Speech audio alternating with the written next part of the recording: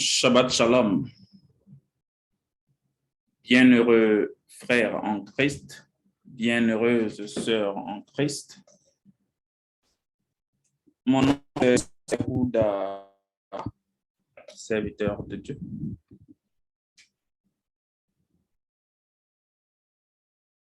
Pour cette longue absence.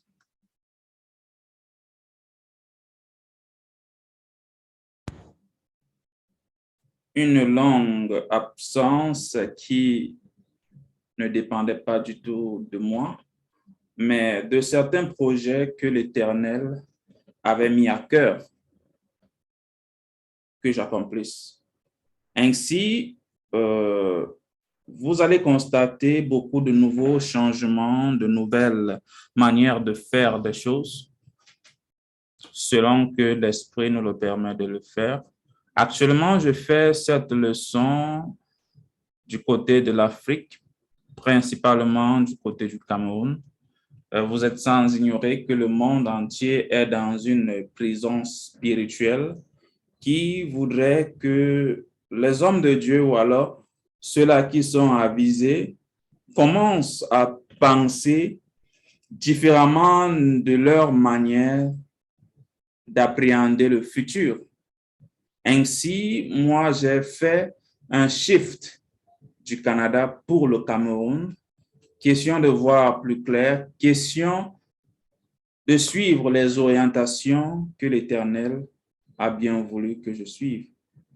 Ainsi, c'est du côté de l'Afrique en général et du Cameroun principalement que je serai localisé permanemment jusqu'à ce que l'Éternel veuille bien m'amener là où il veut. Ainsi, aujourd'hui, nous allons aborder une nouvelle série sur le christianisme.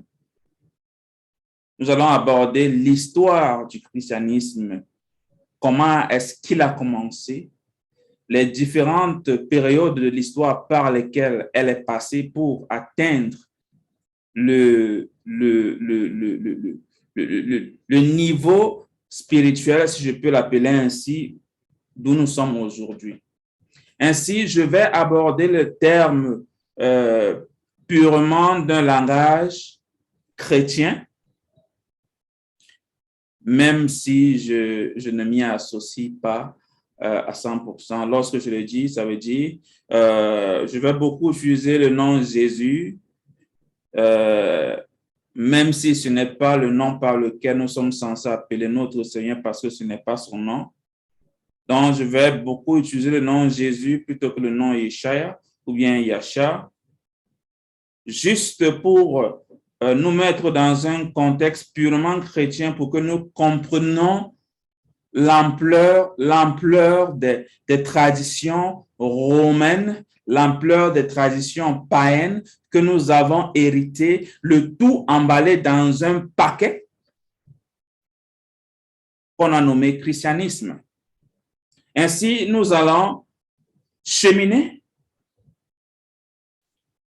autour de l'histoire pour arriver au point culminant où nous allons répondre des questions principales concernant le véritable Dieu, la manière de le servir et surtout, qu'est-ce que la vérité? Ainsi, avant de lancer notre document, je vais mettre en audio le Notre Père et nous allons, n'est-ce pas, prier tous ensemble dans le même esprit. Donc, veuillez patienter avec moi.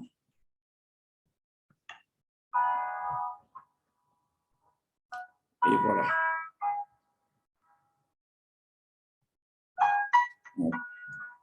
Notre Père, pendant que nous écoutons, qui est aux cieux, je partage mon écran avec vous. que ton nom soit sanctifié, que ton règne vienne, que ta volonté soit faite sur la terre comme au ciel. Donne-nous aujourd'hui notre pain de ce jour. Pardonne-nous nos offenses, comme nous pardonnons aussi à ceux qui nous ont offensés. Ne nous soumets pas à la tentation, mais délivre-nous du mal. Car c'est à toi qu'appartiennent le règne, la puissance et la gloire pour les siècles des siècles. Amen. Abanawa, Shabashamayim, Kodash Haya Shamka, Ahaya, Malat, Wadka, Tabarata Zawanka, Haya Aishaba, Arataza, Kawahaya Bashumayim, Natanla Nawa, Lakamkal Yawa, Wasalak Nawa, Kababwat Nawa, Kasalak Nawa, Kababwat Ya Nawa, Wala Tabaya Nawa, Banasayawan, Abal Hawashai, Nawamanrai, Kayalaka, Hamalakwat, Wahala, Wahataparat, Laai Walamia. Amen.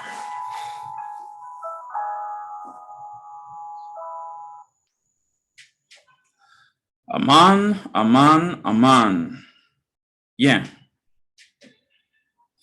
Comme vous pouvez voir avec moi sur votre écran, le grand titre sur le christianisme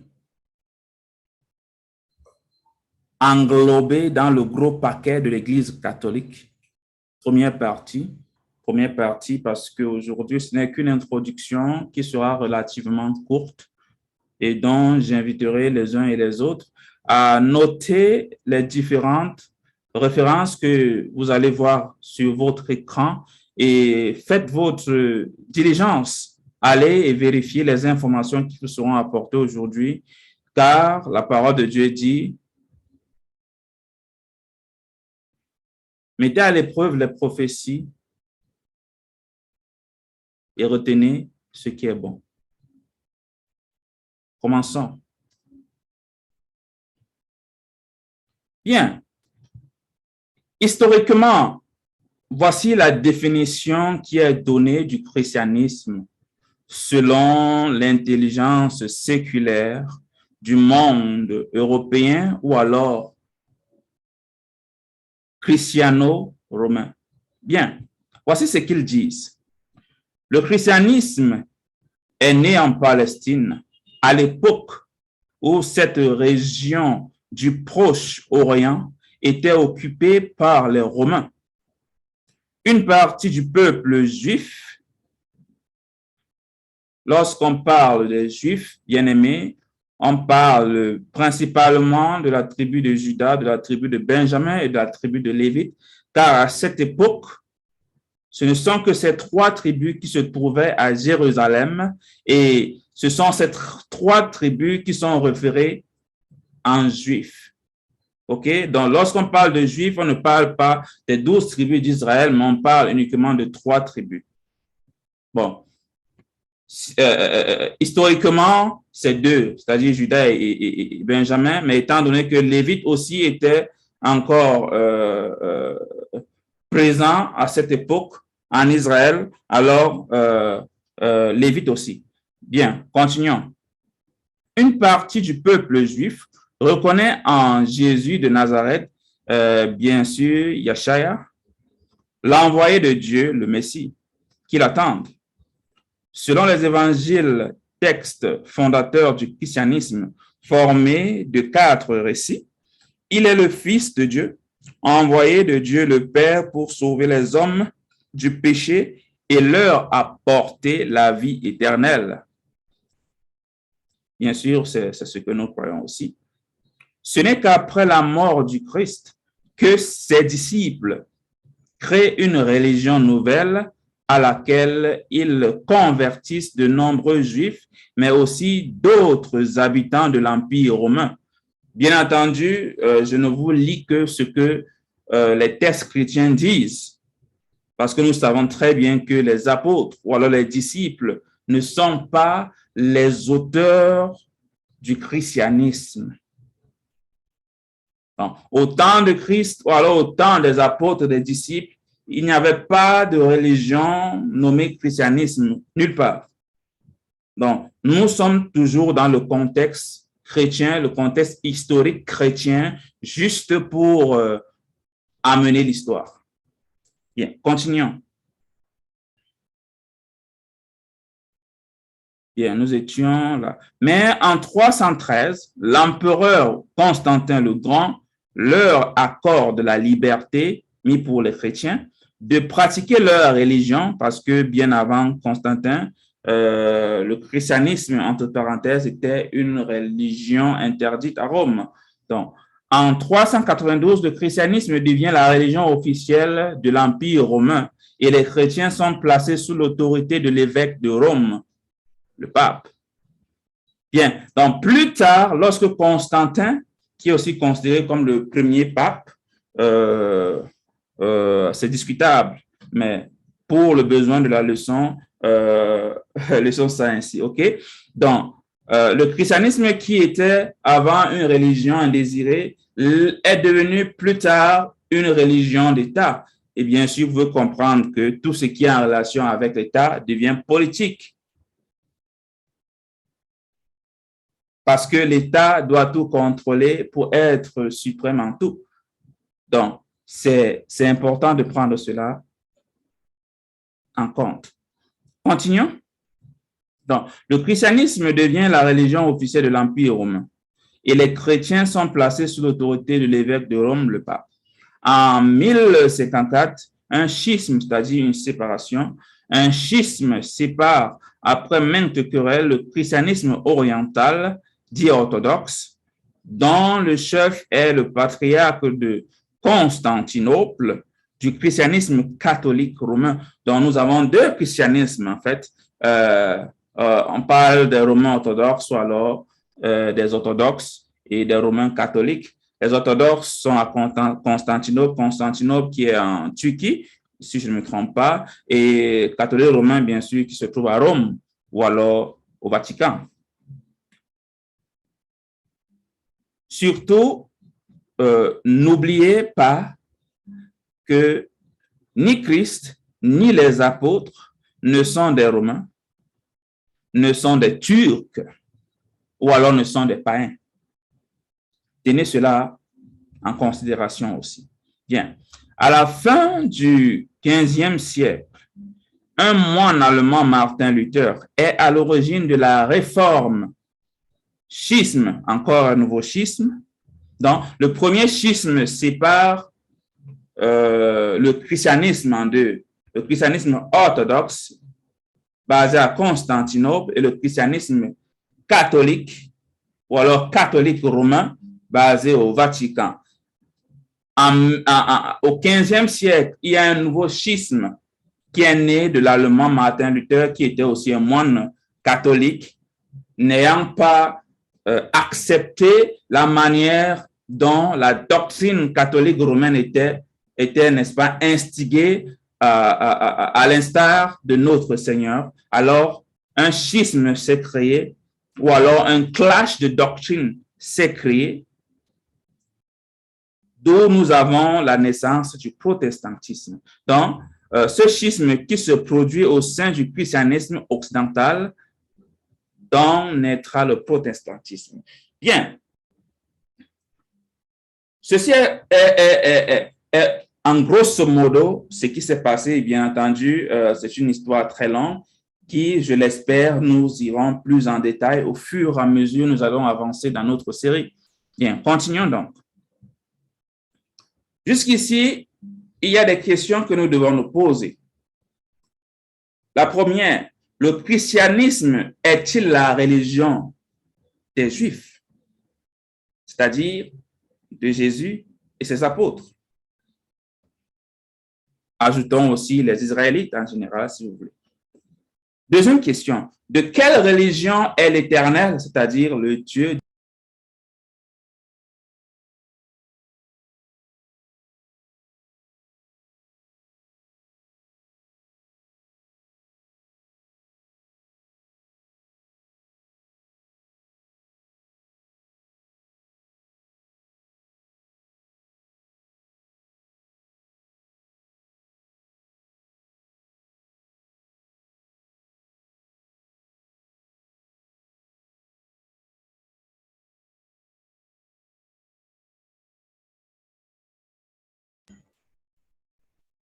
Nous avons eu un beurre bien aimé.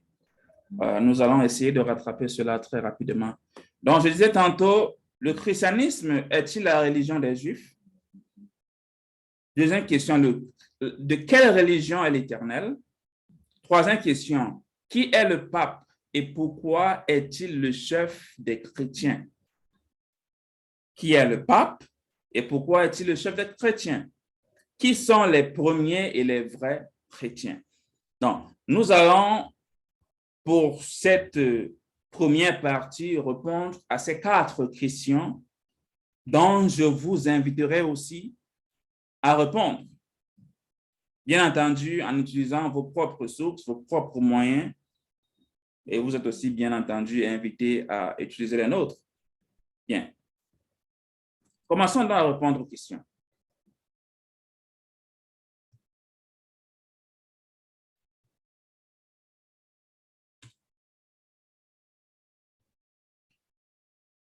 Le christianisme est-il la religion des Juifs, c'est-à-dire de Jésus et ses apôtres et les Israélites?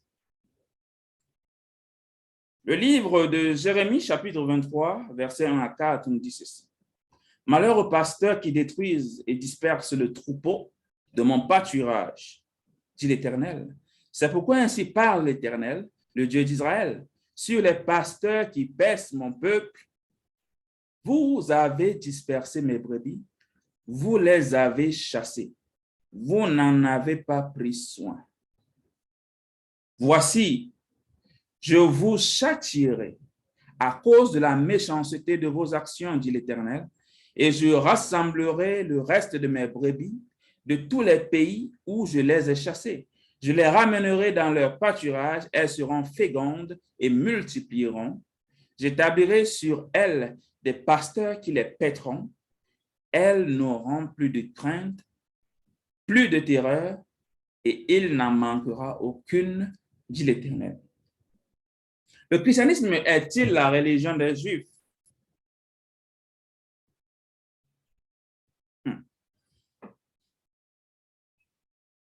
Continuons. Psaume 147. Notre Seigneur est grand, puissant par sa force. Son intelligence n'a point de limite. L'Éternel aime ceux qui le craignent, ceux qui espèrent en sa bonté. Il envoie ses ordres sur la terre, sa parole court avec vitesse. Il envoie sa parole et il les fond. Il fait souffler son vent et les eaux coulent. Il révèle sa parole à Jacob, ses lois et ses ordonnances à Israël. Il n'a pas agi de même pour toutes les nations et elles ne connaissent point ses ordonnances. Louez l'Éternel.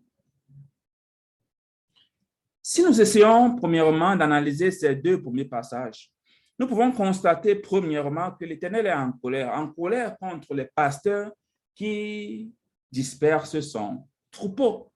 Et à cause de cela, l'Éternel va recueillir son troupeau et enverra de nouveaux pasteurs pour paître son troupeau. Deuxièmement, il nous dit ceci. Il a révélé sa parole, c'est-à-dire la Bible, entre parenthèses, à Jacob, ses lois et ses ordonnances à Israël. Il ajoute, il n'a pas agi de même pour toutes les nations et elles ne connaissent point ses ordonnances. En d'autres termes, si le christianisme est la religion des Juifs, nous devrions avoir un pape juif, ou alors un pape israélite, des pasteurs israélites, des prêtres israélites. Bref, tout ce qui concerne ce christianisme doit avoir pour socle, pour fondement, ceux à qui la parole a été révélée, c'est-à-dire les Israélites. Restez avec moi. Nous continuons. Le livre d'Exode, chapitre 4, versets 22 à 23. Tu diras à Pharaon, ainsi parle l'Éternel, Israël est mon fils, mon premier-né. Je te dis, laisse aller mon fils pour qu'il me serve. Si tu refuses de laisser aller mon fils, voici, je ferai périr ton fils, ton premier-né. Romains chapitre 11, versets 1 à 2. Je dis donc, Dieu a-t-il rejeté son peuple, qui sont les Israélites? Il dit, loin de là. Car moi aussi, je suis israélite, de la postérité d'Abraham, de la tribu de Benjamin. Dieu n'a point rejeté son peuple qu'il a connu d'avance. Ne savez-vous pas ce que l'Écriture rapporte d'Élie? Comment il adresse à Dieu cette plainte contre Israël. Donc, troisièmement, Israël est le fils de Dieu, mais le premier-né. Quatrièmement, le Nouveau Testament, dans le livre de Romains chapitre 11, nous informe que l'Éternel n'a pas rejeté son peuple, c'est-à-dire les Israélites, parce que Paul lui affirme qu'il est israélite de la tribu de Benjamin, c'est-à-dire il est juif. Intéressant, très intéressant. Notez ces 4 points, bien-aimés, car ils vont nous servir pour la prochaine. Bien. La deuxième question, nous allons donc la répondre. Étant donné que la première question, nous l'avons déjà répondue intrinsèquement, mais je ne vais pas la répondre tout de suite. Attendons jusqu'à la fin, s'il vous plaît. Bien. Jérémie, chapitre 31, versets 29 à 37. En ce jour-là, on ne dira plus, les pères ont mangé des raisins verts et les dents des enfants ont été agacées. Mais chacun mourra pour sa propre iniquité. Tout homme qui mangera des raisins verts, ses dents en seront agacées. Voici les jours viennent, dit l'Éternel, où je ferai avec la maison d'Israël et la maison de Juda une alliance nouvelle, non comme l'alliance que je traitais avec leur père le jour où je les ai saisis par la main pour les faire sortir du pays d'Égypte, alliance qu'ils ont violée, quoique je fusse leur maître, dit l'Éternel. Donc l'Éternel dit qu'il va faire une nouvelle alliance. Une nouvelle alliance. Avec qui? Avec Israël, avec les Israélites. Pourquoi? Parce que la première alliance qui avait été faite dans le désert, elle a été brisée, elle a été violée. Verset 33. Mais voici l'alliance que je ferai avec la maison d'Israël après ces jours-là, dit l'Éternel. Je mettrai ma loi au-dedans d'eux. 1. Je l'écrirai dans leur cœur. 2. Et je serai leur Dieu et ils seront mon peuple. Celui-ci n'enseignera plus son prochain, ni celui-là son frère, en disant, connaissez l'Éternel, car tous me connaîtront, depuis le plus petit jusqu'au plus grand, dit l'Éternel, car je pardonnerai leurs iniquités et je ne me souviendrai plus de leurs péchés. Ainsi parle l'Éternel, qui a fait le soleil pour éclairer le jour, qui a destiné la lune et les étoiles à éclairer la nuit, qui soulève la mer et fait mugir ses flots, lui dont le nom est l'Éternel des armées. Donc, c'est l'Éternel des armées qui parle. Restez avec nous. Si ces lois viennent à cesser devant moi, dit l'Éternel, la race d'Israël aussi cessera pour toujours d'être une nation devant moi. Je vais répéter. Si les lois de l'Éternel viennent à disparaître, alors la race,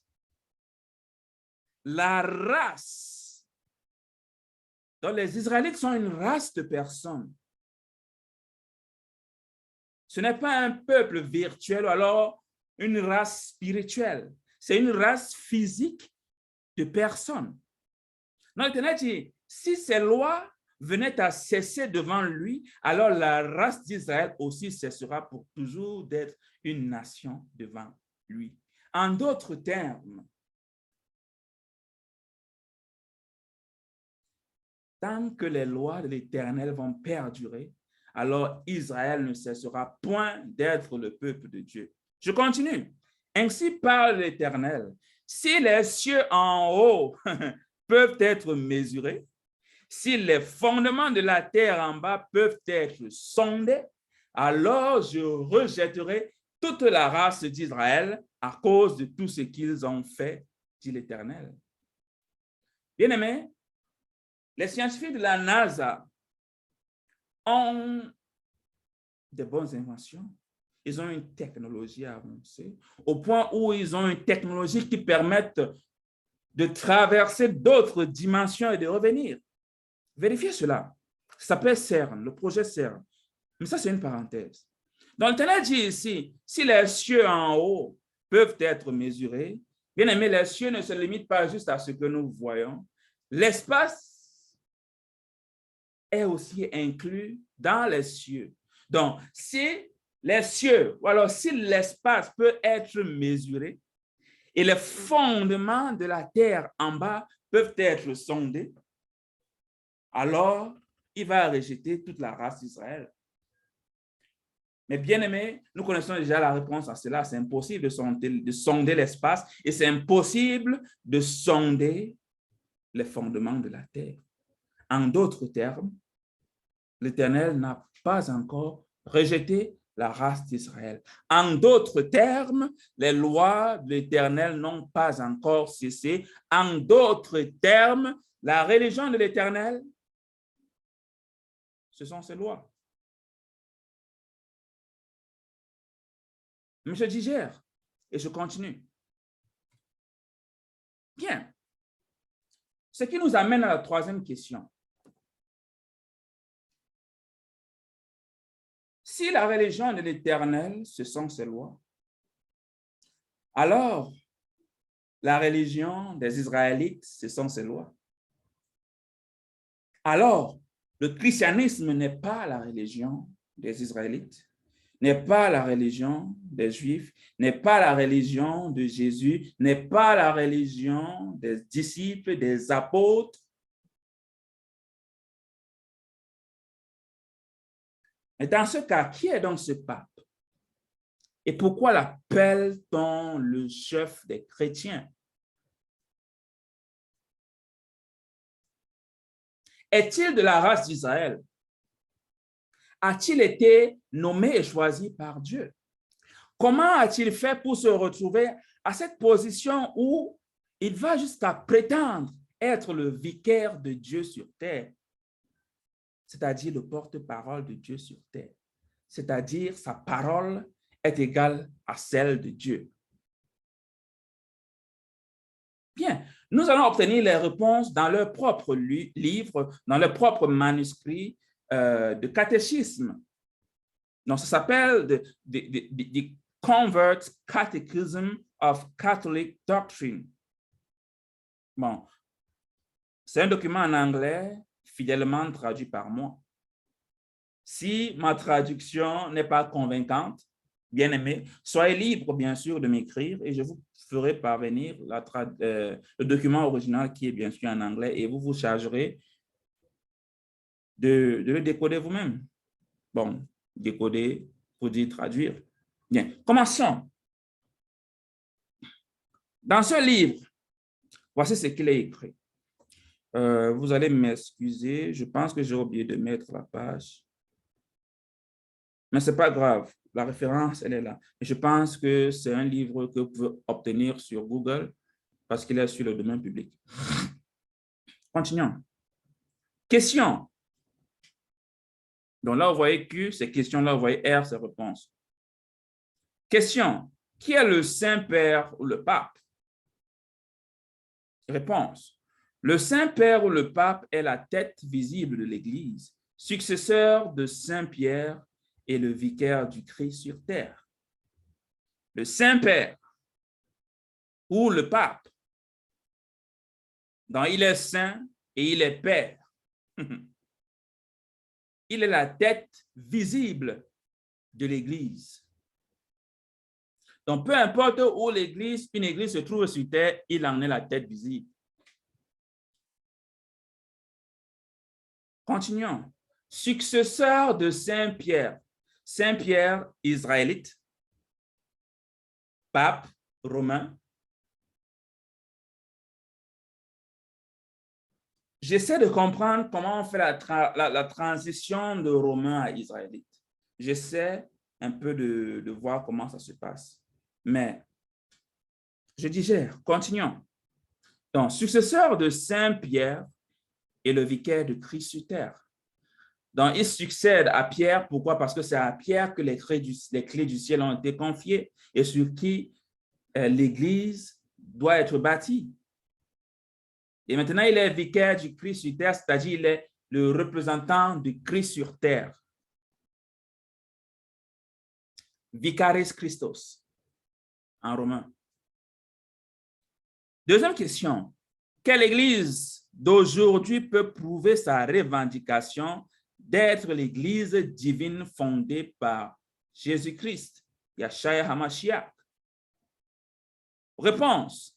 La seule Église d'aujourd'hui qui peut prouver qu'elle prétend être l'Église divine établie par Jésus-Christ est l'Église catholique. Est l'Église catholique, c'est-à-dire l'Église catholique orientale et l'Église catholique occidentale, c'est-à-dire l'Église orthodoxe et l'Église catholique romaine. Donc, la seule Église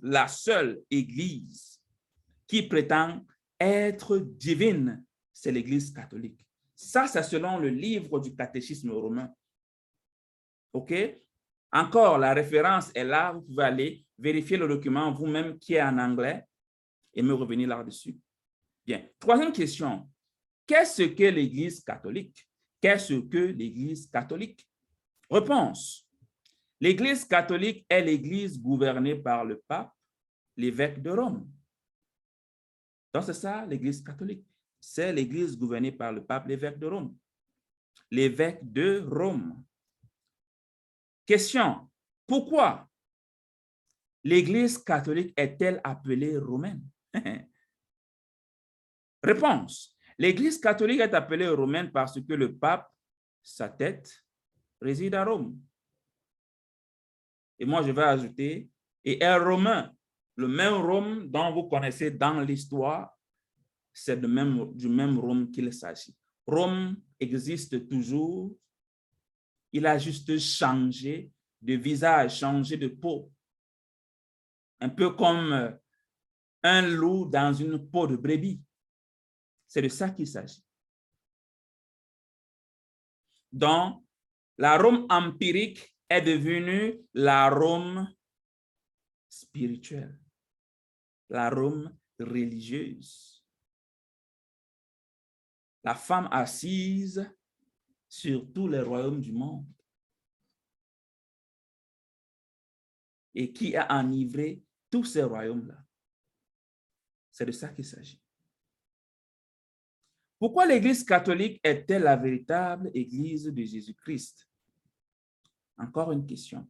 Pourquoi l'Église catholique est-elle la véritable Église de Jésus-Christ? Réponse. L'Église catholique est la véritable Église de Jésus-Christ parce que, 1. Elle seule a une succession.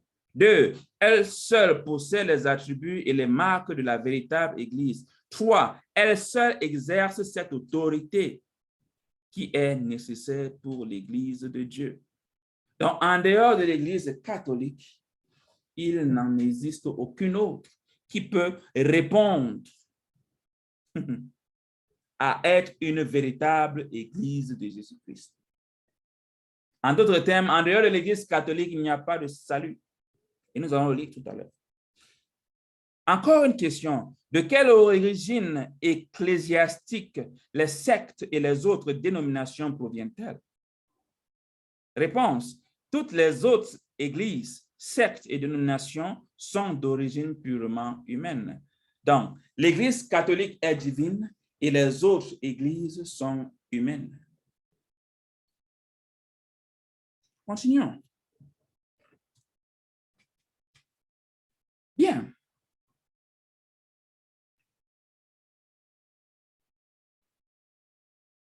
Je pense que ceci, c'est notre prochaine question.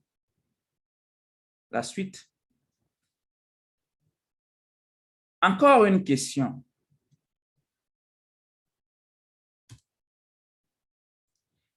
Qui sont les successeurs des autres apôtres? Donc, le pape est le successeur de l'apôtre Pierre. Mais les autres apôtres, qui sont leurs successeurs donc? Réponse. Les successeurs des autres apôtres sont les évêques de l'Église catholique, bien entendu.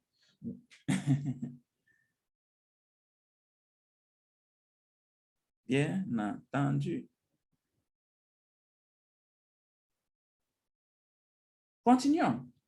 Prochaine question. En quoi l'Église du Christ est-elle catholique ou universelle? Réponse. L'Église du Christ est catholique ou universelle parce qu'elle enseigne toute la doctrine de Christ. Première réponse. Elle enseigne Elle enseigne toutes les nations, ce qui est vrai. Deuxième réponse. 3. Elle subsiste à tous les âges.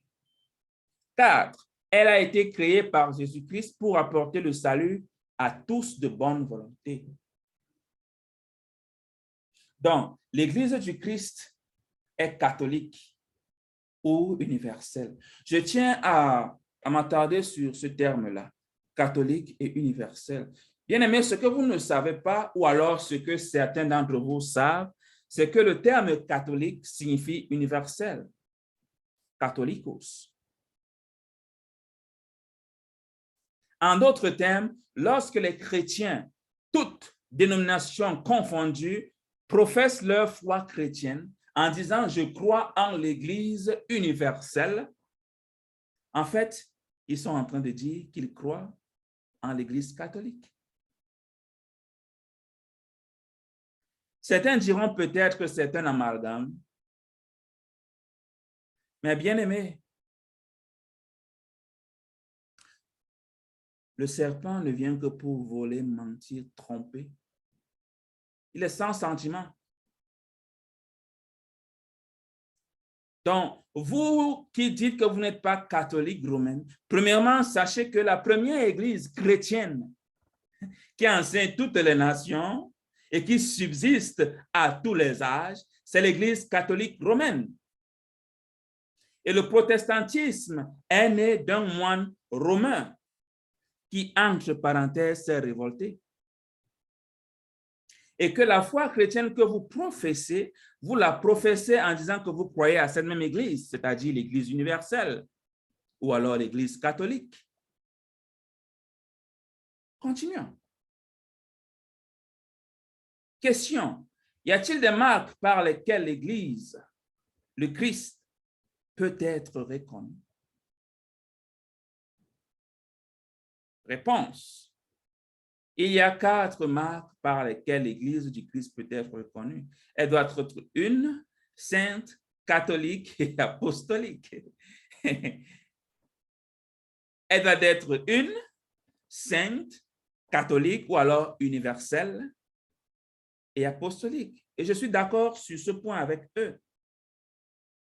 Si réellement nous croyons en même Dieu, pourquoi avoir tellement de dénominations? Pourquoi ne pas avoir un seul corps, juste réparti dans chaque coin? Mais aujourd'hui, le chrétien catholique baptisé ne peut pas aller chez les baptistes. Il doit se rebaptiser chez les baptistes pour être considéré baptiste. Pareil, le chrétien baptiste qui est baptisé chez les baptistes ne peut pas aller chez les pentecôtistes avec son baptême, il doit se rebaptiser, ainsi de suite, ainsi de suite. Par conséquent,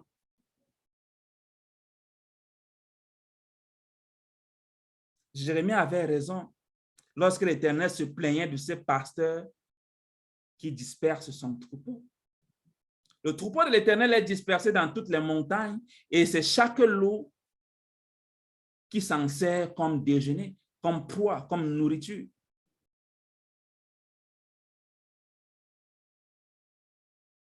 Donc, l'objectif de cette série, c'est pour faire comprendre à tout ce beau monde-là qui se qualifie de chrétien, pas chrétien dans le sens biblique, dans le sens intrinsèque pour lequel ce terme avait été adopté pour la première fois, mais chrétien juste pour le suivisme. Sachez que vous tous, vous êtes catholiques. Et la suite de notre série sur le christianisme va démontrer ce point-là. Bien, continuons. Qui sont donc les premiers chrétiens? Étant donné que le pape, qui n'est pas israélite, qui n'est pas juif, est le représentant de Christ sur terre, le remplaçant de Pierre. Et nous avons démontré tout à l'heure que la religion de Dieu n'est pas le christianisme. La religion des Israélites n'est pas le christianisme. Il semblerait que cette religion est purement, intrinsèquement romaine ou alors païenne. Car les païens ne sont pas ceux-là qui ne vont pas à l'église le dimanche. Mettez la croix sur cette définition. Les païens sont tous les peuples qui étaient considérés hors d'Israël, c'est-à-dire toi qui n'es pas né israélite selon la chair, selon le sang, tu es considéré comme être païen. Maintenant, vous pouvez considérer ce terme péjorativement, dépendamment de votre niveau spirituel. Car ce n'est pas parce qu'on est païen qu'on ne peut pas servir Dieu. C'est juste une classification de race, si je veux dire. Donc, la race d'Israël est différente de la race païenne. Parmi les races païennes, nous avons d'autres races. Mais globalement, s'il faut les ranger en deux races, on va dire que Israël a sa race et les païens ont leur race. Je pense qu'on se comprend sur ce point-là. Bien. Le mot chrétien est retrouvé 3 fois dans la Bible, c'est-à-dire dans le Nouveau Testament. Actes chapitre 26, verset 28, 1 Pierre chapitre 4, verset 16, Acte 11, verset 26. Donc, aucune mention dans l'Ancien Testament. Donc, si le mot chrétien ou alors être chrétien était un détail important pour les croyants de connaître, je ne pense pas que 3 fois suffisent. Bien-aimés, je ne pense pas que 3 fois suffisent pour que nous comprenions qu'il est important ou alors nécessaire ou alors obligé pour nous d'être chrétiens pour croire ou alors pour être sauvés. Ainsi, dans Matthieu 15, versets 21 à 27, il est dit ceci. Jésus étant parti de là, se retira dans le territoire de Tyr et de Sidon. Et voici une femme cananéenne qui venait de ces contrées, lui cria, « Aie pitié de moi, Seigneur, fils de David, ma fille est cruellement tourmentée par le démon. » Il ne lui répondit pas un mot, et ses disciples s'approchèrent et lui dirent avec instance, « Renvoie-la car elle crie derrière nous. » Donc, voici les disciples, entre parenthèses, considérés comme chrétiens, qui demandent au Christ de renvoyer une femme cananéenne, c'est-à-dire une femme qui n'est pas de la race d'Israël, qui implore la guérison. Les disciples lui demandent de la renvoyer. Donc, je m'interroge, bien-aimé, si donc tout cela qui croit, parce que visiblement cette femme elle croit en Christ, Elle serait considérée comme chrétienne entre parenthèses. Donc, pourquoi est-ce que les disciples ici renvoient une chrétienne qui demande de l'aide à Christ? Question posée. Je vais reformuler la question. Mais si Christ, voilà, les disciples sont censés aider tout le monde, pourquoi demander à ce qu'on renvoie cette femme qui demande de l'aide? Deuxième question. Mais écoutons la réponse du véritable concerné, du véritable maître, du véritable pasteur. Il dit, je n'ai été envoyé qu'aux brebis perdues de la maison d'Israël. Ou encore, je n'ai été envoyé qu'aux brebis perdues de la race d'Israël. Non. Je pensais voir de la race chrétienne. Parce que tellement de fois, il m'a semblé paraître que être chrétien fait de nous partie d'une nouvelle race de personnes, quelque part. D'autres vont même parler d'Israël spirituel. Donc, je me pose bien la question. Pourquoi Christ déclare-t-il de sa bouche qu'il est venu uniquement pour la race d'Israël? Continuons. Jean 18, versets 19 à 21. Le souverain sacrificateur interrogea Jésus sur ses disciples et sur sa doctrine. Jésus lui répondit, « J'ai parlé ouvertement au monde. J'ai toujours enseigné dans la synagogue et dans le temple, où tous les Juifs s'assemblent, et je n'ai rien dit en secret. Pourquoi m'interroges-tu? Interroge sur ce que je leur ai dit. Ceux qui m'ont entendu, voici, ceux-là savent ce que j'ai dit. » Donc voilà ce que Christ a dit de sa propre bouche. Il n'a été envoyé qu'aux brebis perdues de la maison d'Israël. Mais pourtant, cela ne l'a pas empêché à aider la femme cananéenne. Je ne sais pas si vous voyez. Donc, ceci est un exemple typique d'une personne de la race païenne et d'une personne de la race d'Israël. Donc, cette femme cananéenne est une païenne cananéenne. Nous avons les païens romains, les païens égyptiens, ainsi de suite. Donc, Christ n'est pas venu pour les chrétiens, ou alors il n'est pas venu pour former une nouvelle race de personnes qu'on appelle les chrétiens. Et nous n'avons pas besoin d'être appelés chrétiens pour être considérés de Dieu. Mais intellectuellement parlant, juste pour que nous soyons d'accord sur ce terme-là, bien, le chrétien, quelqu'un qui croit en Christ, bon, encore qu'il y a plusieurs Christ.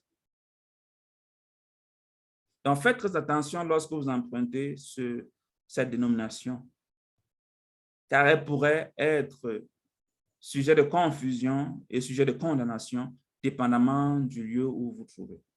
Donc, tenant compte de la définition du christianisme, Jésus n'enseigne qu'aux Juifs, car il dit lui-même qu'il a été envoyé qu'aux brebis perdues d'Israël.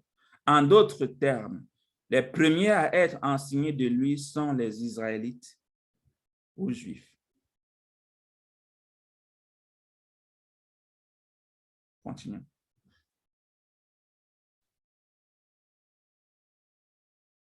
Nous sommes toujours dans notre question, qui sont les premiers chrétiens? Sont-ils païens? Sont-ils israélites?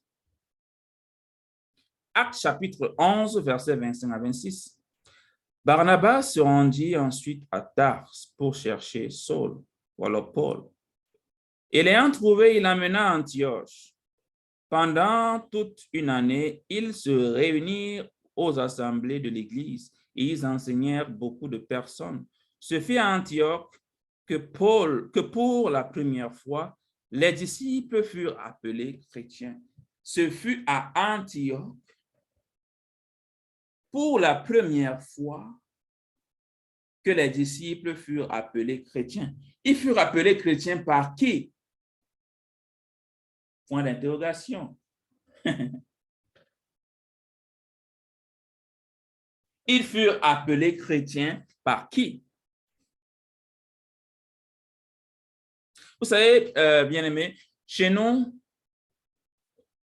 nous avons pour habitude de surnommer les gens selon ce qu'ils font ou alors par rapport à un événement qui s'est passé et qui a marqué l'histoire. Par exemple, quelqu'un qu'on a attrapé volé et qui a survécu, bien, on aura tendance à l'appeler voleur. Je ne sais pas où vous voyez où je vais en venir. Donc, premièrement, on ne crée rien à partir de ex nihilo, c'est-à-dire à partir de rien. Tout provient toujours de quelque part. Ce que je veux dire, c'est, avant que les disciples n'arrivent à Antioche, il y avait déjà une secte, ou alors un mouvement, ou alors un courant spirituel d'un certain Sérapis,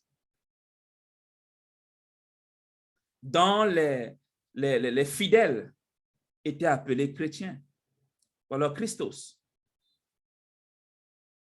Christianos, Christians. Et d'une certaine manière, ces gens opéraient, si vous voulez, des miracles, entre parenthèses, magie. Donc, ils faisaient des choses intéressantes qui attiraient l'attention des gens. Donc, ce Sérapis était un Christos d'Antioche. Donc, lorsque les disciples aussi sont venus plus tard, faisant des miracles, guérissant des malades, chassant les démons, ils ont été mélangés au même groupe des fidèles de Sérapis, qui étaient déjà appelés Christianos, ou alors Christians, ou alors chrétiens. Alors, on les a tous mis dans le même sac. Ce sont des chrétiens. Bien-aimés, je distribue ce que je connais, ce que j'ai vérifié. Donc, de grâce, essayez de vérifier cette information parce que l'heure est grave, l'heure est très grave. L'heure est très grave.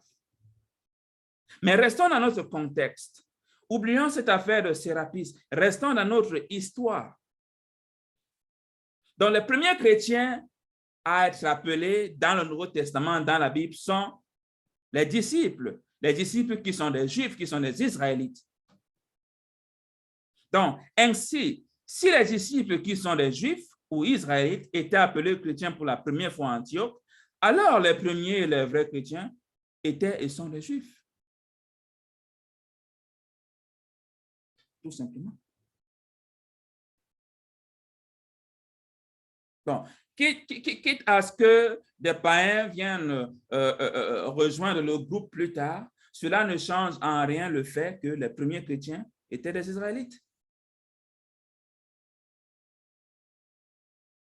Continuons. Il y a un point sur lequel je veux arriver, mais je ne veux pas l'introduire maintenant, mais évoluons. Dans Jean 4, versets 21 à 22, « Femme, lui dit Jésus, crois-moi, l'heure vient où ce ne sera ni sur cette montagne ni à Jérusalem que vous adorez le Père. Vous adorez ce que vous ne connaissez pas. Nous adorons ce que nous connaissons. » Donc, voilà la femme à côté du puits, cette femme samaritaine, cette femme païenne, qui dans son imagination s'imaginait être une fille d'Abraham. Mais Christ la ramène à l'ordre en lui disant, vous ne connaissez pas ce que vous adorez. Mais nous connaissons. Quand il dit nous, il parle de qui? Il dit, car le salut vient des Juifs. Donc, quand il dit nous connaissons ce que nous adorons, il parle des Juifs, il parle des Israélites, parce que c'est à eux que la parole a été donnée et à personne d'autre. Donc, si le salut vient des Juifs, d'où vient-il que le salut aujourd'hui vient des chrétiens, de plus encore païens? Hmm?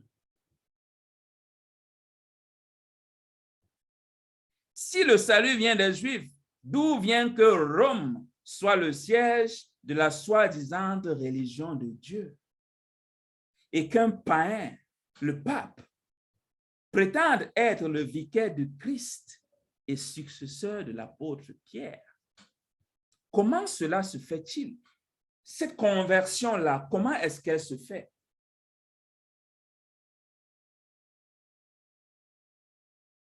Continuons. Matthieu 23, versets 8 à 12. Mais vous, ne vous faites pas appeler Rabbi. Rabbi, c'est maître. Car un seul est votre maître et vous êtes tous frères.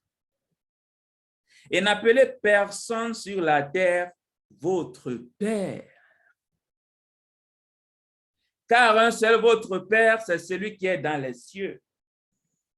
Mais le pape est le Saint-Père, le vicaire de Christ, le successeur de Paul. Ne vous faites pas appeler directeur, car un seul est votre directeur, c'est le Christ. Ce n'est pas le pape, ce n'est pas le prêtre, ce n'est pas le pasteur, mais c'est le Christ. C'est lui qui dirige, c'est lui le pasteur. Parce que ce mot directeur ici a été fait exprès. Un directeur dirige, faisant allusion au berger qui dirige ses brebis. Le berger est encore appelé pasteur. Pasteur qui vient du mot pâturage. Donc, le berger dirige ses brebis à travers le pâturage. Donc, c'est un pasteur. Le plus grand parmi vous sera votre serviteur. Le plus grand parmi vous sera votre serviteur. Quiconque s'élèvera sera abaissé, et quiconque s'abaissera sera élevé. Je pose donc encore la question. Qui sont les premiers chrétiens?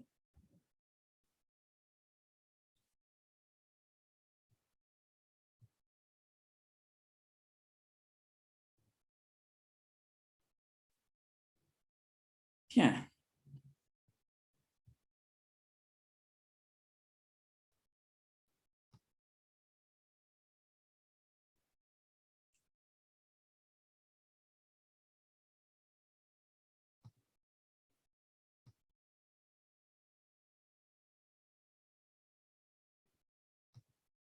Bien-aimés,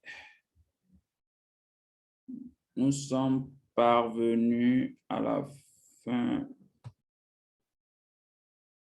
de notre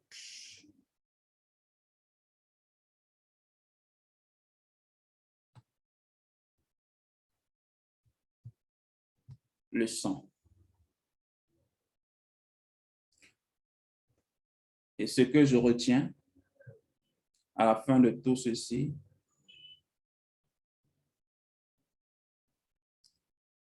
c'est que être chrétien ne vous sauvera pas. Et la religion des Israélites n'est pas le christianisme. La religion des apôtres n'est pas le christianisme. La religion de Jésus n'est pas le christianisme. La religion de Dieu n'est pas le christianisme. Et les premiers chrétiens,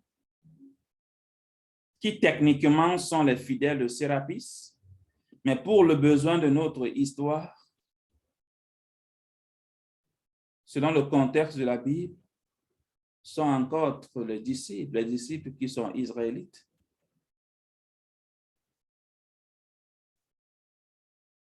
Mais qui est dans ce pas? Qu'est-ce que donc le christianisme? Avec ces interrogations, bien-aimés, je vous invite à la seconde partie de notre série sur le christianisme. Sur ce, je vous dis shalom et nous allons conclure avec notre Père, bien sûr, comme nous l'avons commencé.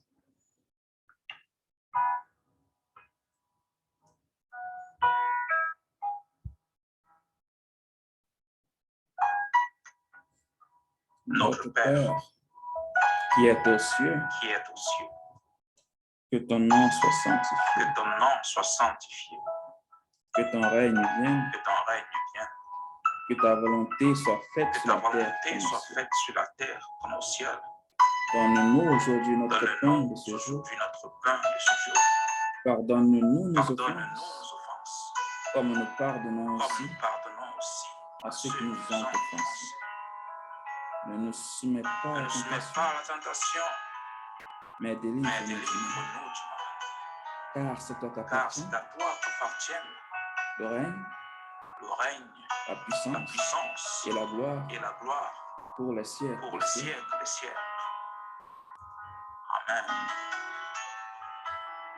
Abanawa, Shabashmayo, Odash Haya Shamka, Ahaya, Malat, Watka, Tabarata Zawanka, Haya Aishaba, Arataza, Kawahaya Bashmayo, Atanlanawa, Lakamkal Yawa, Wasalak Nawa, Kababwat Nawa, Kasalak. Pour ceux qui ne comprennent pas, c'est juste la version en hébreu du Notre Père. Ce ne sont pas des formules magiques. Banasayawa, Abal Hawashai, Nawamanrai, Kayalaka, Hamalakwat, Wahala, Hataparat, Laai Walamia. Amen. Shalom et à bientôt.